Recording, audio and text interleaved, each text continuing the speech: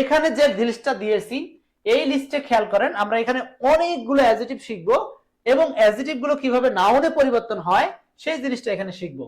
যেমন দা পোর, বাংলাটা কি? দরিদ্র মানুষ বা দরিদ্র মানুষেরা। দা ব্লাইন্ড, নর্মালি ব্লাইন্ড মানে কি? অন্ধ।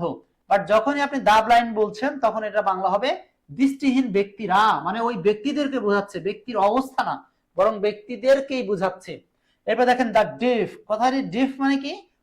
এটা হচ্ছে শ্রবণ প্রতিবন্ধী বা যে কম শোনে, কানে শোনে না, ঠিক দা দেওয়ার কারণে এটা হয়ে গেল প্রতিবন্ধী ব্যক্তিরা। দা সিক, সিক মানে নর্মালি অসুস্থ, আর এটা থেকে দা সিক মানে কি? অসুস্থ ব্যক্তিরা।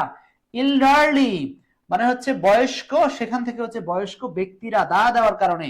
ইয়ং মানে তরুণ, আর যখনই আপনি দা দিচ্ছেন দা ইয়ং মানে তরুণ প্রজন্ম বা তরুণ প্রজন্মের মানুষগণ। ক্লিয়ার?